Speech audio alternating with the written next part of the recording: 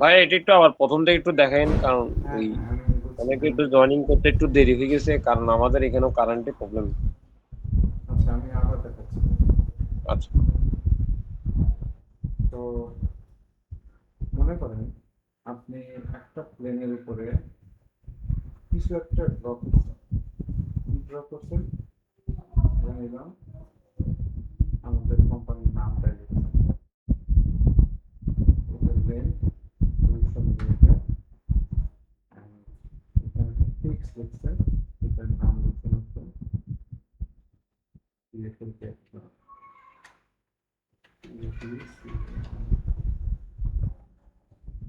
তো এখান থেকে ক্যান দিয়ে একটা ফর্ম আমি সিলেক্ট করলাম, আপনি টাইমস নির্বাচন করতে পারেন বা যে কোনো কিছু।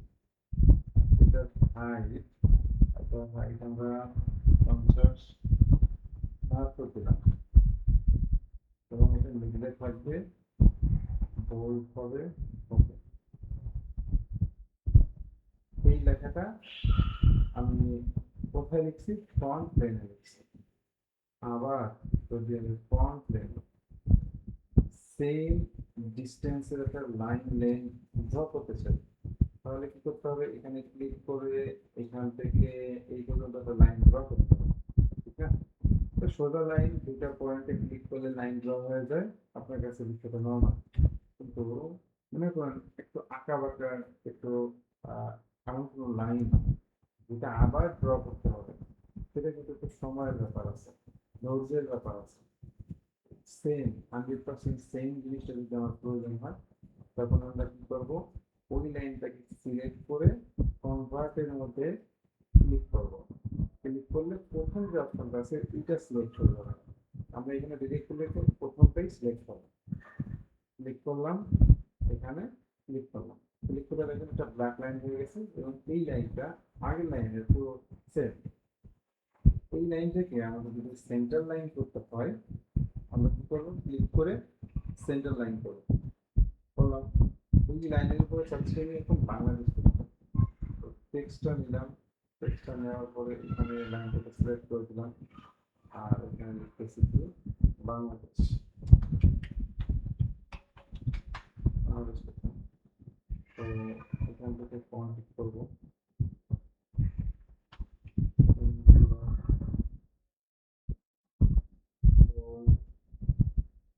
এখান থেকে select একটু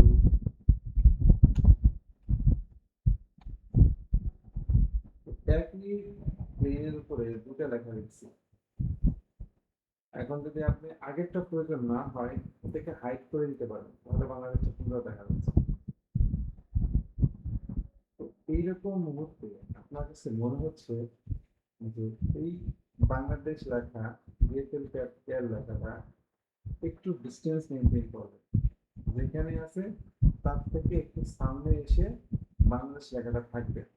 তো তখন আপনাকে আগে বুঝতে হবে বাংলাদেশ লেখাটা কি প্রথমটা না দ্বিতীয়টা। যেটা আপনার বাংলাদেশ, সেটার উপর পর্যন্ত ড্র্যাগ করেন। ড্র্যাগ করলে কি হলো? ওই জিনিসটা সাপ্রেস হয়ে গেল। সাপ্রেস, এটা আমি আপনাদের বলছিলাম যে ওই জিনিসটা রেকর্ডটা আমাদের কাছে থাকতেছে, বাট হাইড হয়ে গেছে। ঠিক আছে? রেকর্ডটা কিন্তু এই যে আসছে, ব্যাক করলে আবার চলে আসবে। তো ওর আগের স্টেপ, আগের স্টেপে যদি আমি একটা প্লেন তৈরি করি, প্লেনটা কি? যে ফিচার্সের মধ্যে রেফারেন্স প্লেনে আসবে, কিভাবে প্লেন ক্রিয়েট করতে হয় এটার উপর বড় ক্লাস হবে। তবে আমরা আপাতত একটা প্লেন কিভাবে করতে হয় শুধু অতটুকু দেখাই করছি, এই প্লেনের উপরই ক্লাস আছে। এখানে যাবেন, এখানে যাওয়ার পরে আপনি যে ফ্রন্ট প্লেন ছিল সেই ফ্রন্ট প্লেন থেকে বলতেছেন আমার একটা ডিস্টেন্স দূরে যেয়ে ওটা লিখতে হবে। ডিস্টেন্সটা হতে কত? 50 মিলিমিটার। এই যেহেতু ক্যাপিটাল লেখা যে প্লেনটা ছিল ওটা ছিল ফ্রন্ট প্লেন, ফ্রন্ট প্লেন থেকে 50 মিলিমিটার দূরে ওই রকমই আর একটা প্লেন তৈরি হচ্ছে। ওকে, এখন যদি আমি এটাকে ড্র্যাগ করি, তাহলে এই লেখাটা, এই লেখাটা মূলত কোনো একটা প্লেনের উপরই হয়েছে। কোনো স্কেচ করতে হলে একদম একটা প্লেনের উপরে আপনাকে স্কেচ করতে হবে, মানে একটা প্লেন সিলেক্ট করার পর স্কেচ করতে পারবেন। এই প্লেনটা যখন আমরা মানে স্কেচটা যখন করি, তখন একটা প্লেনের উপর স্কেচটা করছিলাম, সেই প্লেনটাকে আমরা জাস্ট এডিট করে দেবো। আমরা করছিলাম হচ্ছে ফ্রন্ট প্লেনের উপরে, প্রথম প্লেনের উপরে। এখন আমরা চাইলে এখানে ক্লিক করে আমরা সেকেন্ড প্লেনকে সিলেক্ট করে দিতে পারি। সেকেন্ড প্লেনকে সিলেক্ট করে দিতে পারি। তাহলে কি হলো, ওই বাংলাদেশ লেখাটা আগে ছিল প্রথম প্লেনে, এটা হচ্ছে ফ্রন্ট প্লেন, আর এখন সেকেন্ড প্লেনে চলে আসছে। এই প্লেনটাকে আমরা এখন চাইলে হাইড করে দিতে পারি। এই যে লেখাটা লিখলাম, এটা যদি আমাদের কোনো একটা ড্রয়িং হতো তাহলে কেমন হতো। আমি নতুন আরেকটা নিচ্ছি, দেখুন এটা ইন্টারেস্টিং হবে। টপ প্লেনে আপনি স্কেচ অন করলেন, অন করে কি করতেছেন, একটা রেক্টেঙ্গল আঁকতেছেন, যেটা লেন্থ রেডিয়াস বা ডায়ামিটার 100। আবার স্কেচ থেকে বের হয়ে গেলেন, টপ প্লেনে আরেকটা স্কেচ আপনি করলেন, এটা হচ্ছে কি সেন্টার লাইন, ধরে নিন এটা, এটা এটা ভ্যালু হচ্ছে কত, 120, মানে সাইকেল থেকে একটু বড়, ঠিক আছে। মানে ধরে নিলাম একটা গ্লাস হবে, ধরে নিলাম একটা গ্লাস হবে। যে জিনিসটা দেখাচ্ছি এই জিনিসটা এতটুকু পর্যন্ত প্র্যাকটিস করবেন, পরে 3D যখন দেখাবো এটা আপনাদের এই স্তরে প্র্যাকটিস করার দরকার নেই। 3D কাজগুলো শিখবেন, তারপরে আমার মতো প্র্যাকটিস করবেন, সেটা হচ্ছে উত্তম। আমি আপনাদেরকে জাস্ট দেখানোর জন্য একটা এক্সাম্পলে যাচ্ছি। এটা হচ্ছে একটা গ্লাস তৈরি করবো, ওকে। এখন এটার ডিফাইন হয় না, এটা ডিফাইন না হওয়ার কারণ হচ্ছে কি, এটা ঘুরতেছে। তো যদি আমি এটাকে ভার্টিক্যাল রিলেশন দিয়ে দিই তাহলে বুঝতে পারবে না, এটা পুরো ডিফাইন হয়ে যাবে। এবং আমি যদি চাই এগুলোকে একটু সিলেক্ট করে দিতে পারি, প্রত্যেকটা এজ গুলোকে একটু সিলেক্ট করে দিতে পারি। সিলেক্ট করে দিলাম, দেওয়ার পর ওকে, ওকে কনফার্ম করলাম এবং স্কেচ থেকে বের হয়ে গেলাম। তো একই প্লেনের উপরে দুটো জিনিস আঁকলে, এটা মনে করেন বটম, এটা মনে করেন টপ, এটা কি গ্লাস হয়েছে, 3D কি হয়েছে, বলেন তো? না, হবে না, 3D হয় না। হবে না। তো এটাকে 3D করতে হলে আমাদের এই লাইনটাকে একটু ব্যাক করে দিতে হবে। ব্যাক করে দেওয়ার পর আপনি পরবর্তীতে যাকে ড্র করছিলেন তাকে কি চাচ্ছেন, ফ্রন্ট প্লেন থেকে একটু সামনে বা টপ প্লেন থেকে একটু উপরের দিকে একটা প্লেন নেওয়ার দরকার। একটু দূরত্ব, একটা লেন্থ সেই থাকতে হবে। টপ প্লেনে ক্লিক করার পর আপনি রেফারেন্স প্লেনে ক্লিক, এইখান থেকে ফিচার্স থেকে এইখানে রেফারেন্স থাকে, ক্লিক করার পর প্লেন আসতো। তো এই প্লেনটা আসলে কতটুকু দূরে হলে ভালো হয় সেটা আন্দাজে আমি একটু দিচ্ছি, কতটুকু দূরে। ওকে, ওকে করার পর আমি যদি এটা ব্যাক করি তাহলে আগের স্কেচটা কোথায় আছে, প্রথমে আছে। এবার এই স্কেচটা যদি আমি একটু উপরের দিকে করতে চাই তাহলে স্কেচে ক্লিক করব, ওখান থেকে প্লেনটা এডিট করব, আগের প্লেনটা বাদ দিয়ে নতুন প্লেনে সিলেক্ট করব, ওকে, ঠিক আছে। এটাকে দরকার নাই, হাইড করে রাখি। তো এখন এই পর্যায়ে এখানে টুলস আছে, এই টুলসের কাজ আপনারা পরে শিখবেন, জাস্ট এক্সাম্পল হিসেবে দেখাচ্ছি। এটার মধ্যে নিচেরটা এবং উপরেরটা যে সিলেক্ট করলাম, এখানে একটা ক্লাসের মতো তৈরি করছি, তাই না? জি, হচ্ছে। তো যারা অটোক্যাডে ডিজাইন করে বা এক প্লেনের উপরে মানে মাল্টি লেয়ার দিয়ে ডিজাইন করে, সে কিন্তু এইরকমই দেখতে পায়। সে 2D-তে কি দেখতে পায়, এই বাইরের এক্সট্রা আর ভিতরের সারফেস, তাই না? তো ওইভাবেই যদি আপনি ড্রয়িং করে ফেলেন তখন আপনাকে 3D-তে বানাইতে হবে। 3D-তে বলবে না 3D অটোমেটিক হয়ে যাবে না। 3D করার জন্য আপনাকে সেভাবে কমান্ড দিতে হবে, ইনস্ট্রাকশন দিতে হবে, দেখবেন 3D হচ্ছে। তো এখন আমার মনে হচ্ছে এই যে যে প্রথম স্কেচটা ছিল না, এই জায়গায় যদি ক্লিক করেন তাহলে দুটো স্পেস আছে, এই দুটো স্পেস দিয়ে তো ফ্রি হয়েছে।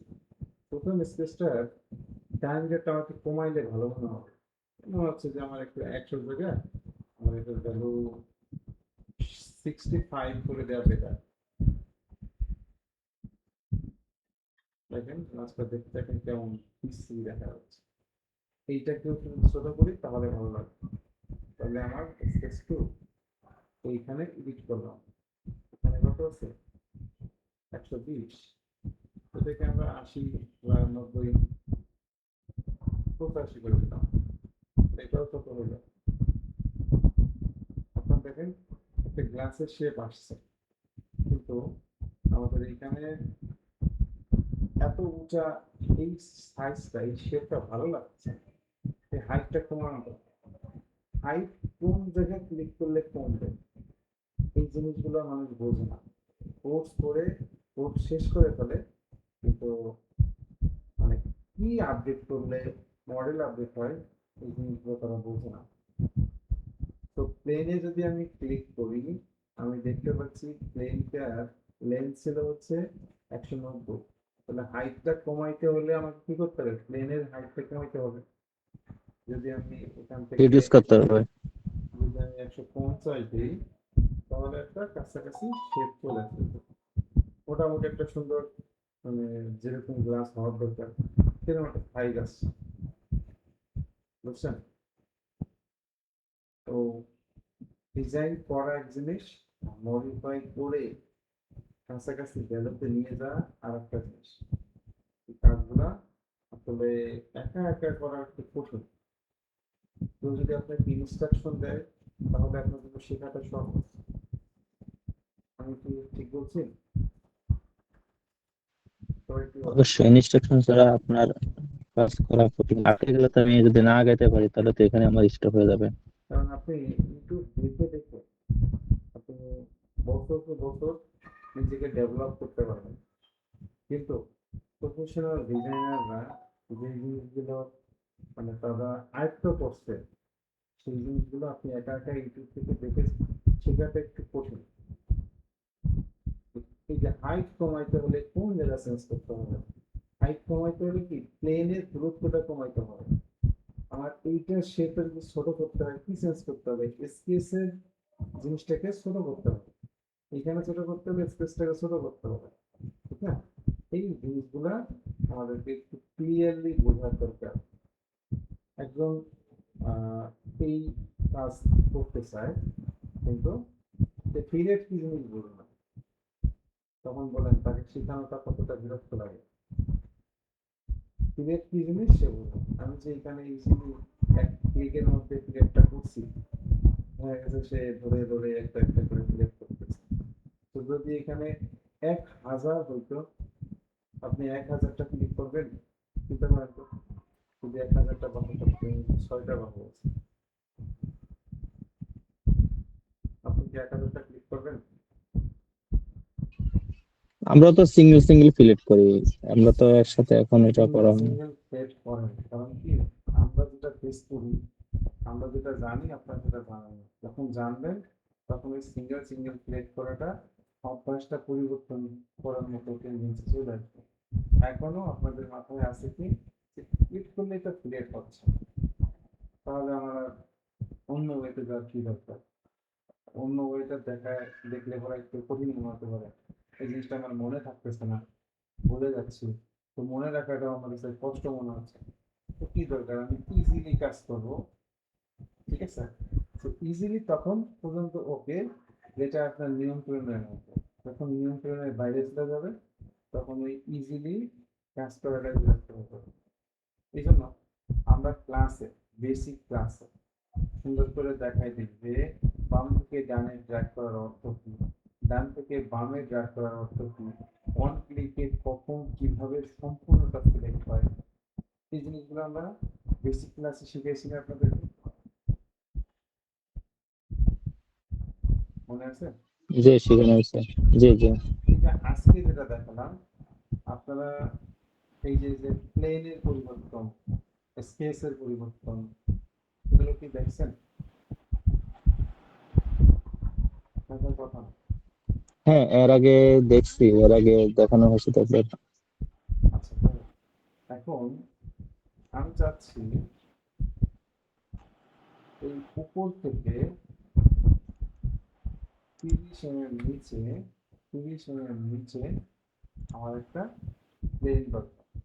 এই প্লেন থেকে নিচে চলে আসবে। ওকে পুরা 30 নিচে আমি এখানে একটা স্কেচ 1 করবো। এখন এই জায়গায় যে লাইনটা আছে না, এই মানে ওয়ালটা আছে, এই ওয়ালটা আমি কনভার্ট করবো। তো যে জানে না সে করে কি, এটাকে ক্লিক করে কনভার্ট করে ফেলা। তো কনভার্ট করলে দেখেন তো জিনিসটা একটু বড় হয়ে গেল না? সেম সেম উপর থেকে যেই রকম আছে, এটা দেখেন সাইজ কিন্তু একটু কম বেশি নেই। কিন্তু আমার রিকোয়ারমেন্ট হচ্ছে এই লাইনটা এই ওয়ালের সাথে হবে। তখন আপনি শুধু ওই একটা নিয়ম জানবেন, একটা নিয়মে জেনে আপনি মনে করলেন আমার জন্য এনাফ, যা শিখছি আমি এনাফ। তখন এই জায়গায় এসে আপনি আটকে যাবেন। এই স্কেচটা করার নিয়ম হচ্ছে কি, এই যে সারফেসটা আছে না, এই সারফেসটা, এই যে ওয়াল, এই ওয়ালটাকে সিলেক্ট করে এইখানে 3 নম্বর অপশন আছে, 3 নম্বর অপশন ইন্টারসেকশন কার্ভ।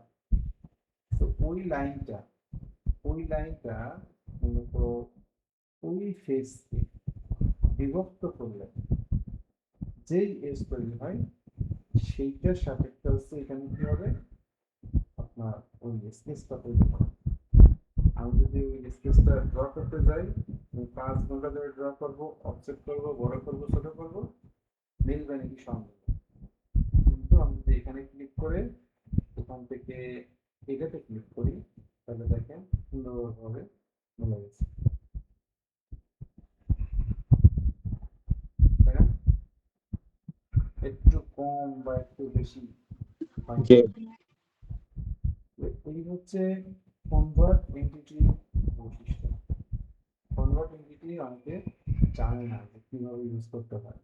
আমি যদি ফেসকে সিলেক্ট করি, ফেসের আউটসাইডটা যত এজ আছে সেগুলো সাপেক্ষে এখানে কনভার্ট হয়। ফেসে সিলেক্ট করলাম, কনভার্ট দিলাম, তাহলে কি এটা আউটসাইড অনুযায়ী হইল। এখন থ্রি ক্লাস তো আপনাদের হয় নাই, এটা দেখায় মজা পাবেন না যে আমার এখানে থ্রি হচ্ছে, থ্রি হচ্ছে। তো যাক, আমরা থ্রি দিকে আজকে না হই, আমাদের স্কেচের ক্লাসগুলো ভালো করে আয়ত্ত করি। যখন থ্রি বেসিক ক্লাসগুলো শেষ হবে, তারপরে দেখা যাচ্ছে থ্রি ডি এরকম কিছু আপনাদের অ্যাডভান্স কিছু জিনিস দেখাবে, বুঝছেন? তো আমি আজকে যেটা দেখাইছি এটা ছিল বেসিক। কিন্তু আপনাদেরকে যদি বলি আপনি সয়েলসের বেসিক পারেন কিনা, আপনার অ্যান্সার হবে কি হ্যাঁ আমি সয়েলসের বেসিক জানি, আমাকে অ্যাডভান্স করে শিখতে হবে, ঠিক না? ঠিক। কিন্তু আমরা আসলে এই বেসিকগুলো জানি না। আর এটাই যখন আমি আপনাকে শিখাইতে যাবো তখন আপনি মনে করবেন আরে আমি বেসিক তো পারি, আমার বেসিক শেখার জন্য আবার টাকা দিয়ে কোর্স করবো কেন, প্রশ্ন আসতে পারে। না, যারা মানে একটু বেশি চালাকি করে তারা তো বলবে, যারা না পারে তারা তো বলবে না, বুঝছেন? যারা একেবারে কিছু জানে না তাদের ক্ষেত্রে কোনো সমস্যা নাই, তারা যেভাবে বলি সেভাবে কথা শোনে, তাদেরকে শেখাইতে সহজ।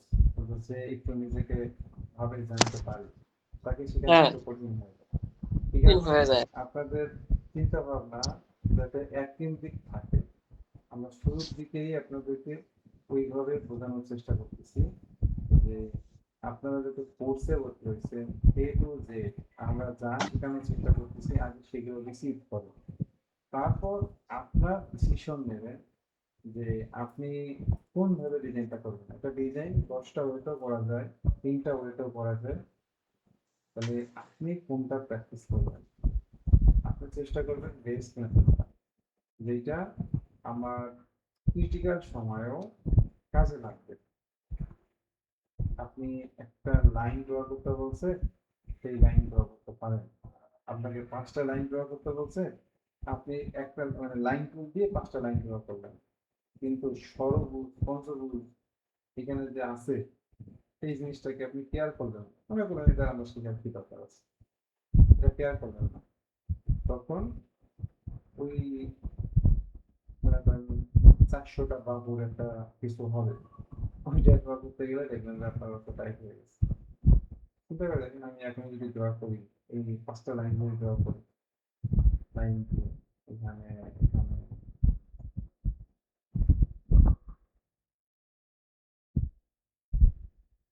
প্রত্যেকটা বাহু কি সমান হয়েছে? হয় না। তো প্রত্যেকটা বাহু সমান করার জন্য আমি এখান থেকে ইকুয়াল দিলাম, সমান তো হয়ে যাবে, ভালো কথা। এবার কি করতে হবে, আমাকে ইকুয়াল মানে অ্যাঙ্গেল তৈরি করতে হবে না, এটার সাথে এটার অ্যাঙ্গেল, এটার সাথে এটার অ্যাঙ্গেল আমি কত করে দেবো, 120 করে দিই, 120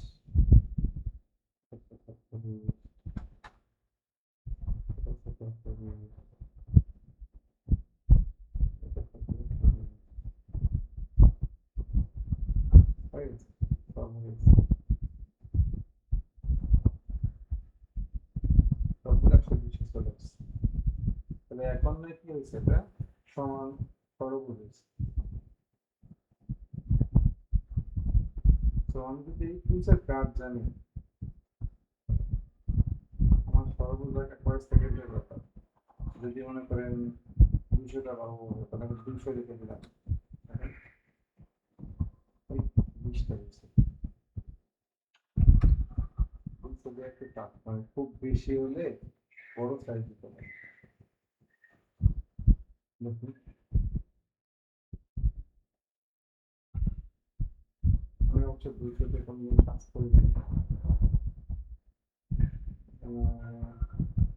50 50 খুব বেশি,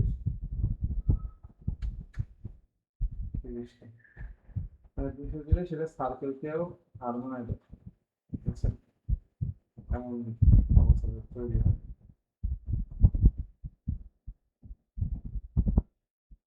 সর্বোচ্চ 40টা এখানে তৈরি করা সম্ভব।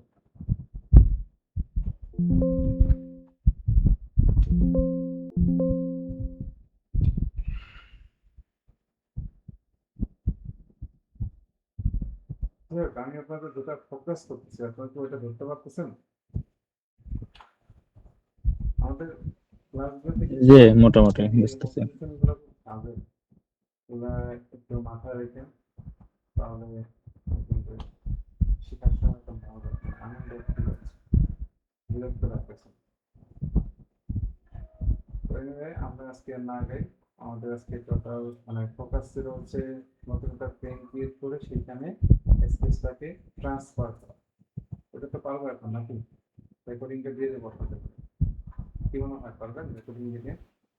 এবারে পারবো। ওকে ইনশাআল্লাহ ইনশাআল্লাহ পারবো। ওকে, তাহলে কি ট্রান্সফার করো। তারপরে আমি একটা কাজ দেখাইছিলাম কি, যে কোনো একটা স্কেচকে যদি পরিবর্তন করি তাহলে ওই অবজেক্টটার পরিবর্তন হয়, অবজেক্টটা কোন জায়গায় চেঞ্জ করতে হবে, কি পরিবর্তন করতে হবে, এই জিনিসগুলো আসলে আপনাদের একদমই ডেভেলপ হবে না।